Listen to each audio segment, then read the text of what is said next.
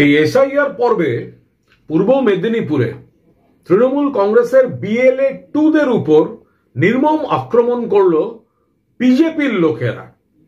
এবং আসল কারণটা হচ্ছে যে ভগবানপুর 1-এ যে ঘটনাটা ঘটেছে, আমাদের দুজনকে যেভাবে মারা হয়েছে, আসলে এই এসআইআরে জেনুইন ভোটারদের যে বাদ দেওয়ার চক্রান্ত করছে বিজেপি, আমাদের তৃণমূলের কর্মীরা বাড়ি বাড়ি বাড়ি বাড়ি যাচ্ছেন, ফলে তাদের চক্রান্তটা আটকে যাচ্ছে।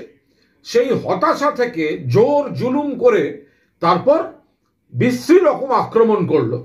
এটা হলো ভগবানপুর 1 ব্লকে জলিবাড়ি 38 নম্বর বুথে আমাদের দুই বিএলএ 2 পবিত্র কুমার সাউ, তাকে তমলুক হসপিটালে এনে ভর্তি করতে হয়েছে, আর দেবব্রত মাইতি ভগবানপুর রুরাল হসপিটালে তাকে চিকিৎসা করাতে হয়েছে।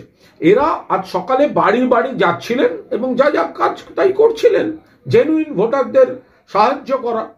তো বিজেপি সেটা চায় না, ওরা তো ওখান থেকে নাম কাটতে চাইছিল, বেছে বেছে নাম কাটতে চাইছিল, তো ওদেরকে চলে যেতে বলে, তো ওরা সরেনি।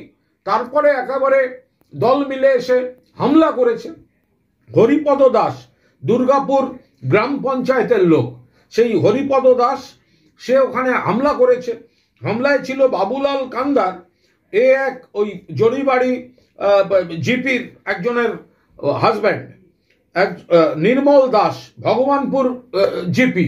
তো এরা সব দল মিলে ওই জায়গায় গেছে, মানে বাইরের লোক ফোক এনে ওই জায়গায় গেছে, গিয়ে আমাদের ছেলেদের মেরেছে, আমাদের লোকেদের মেরেছে।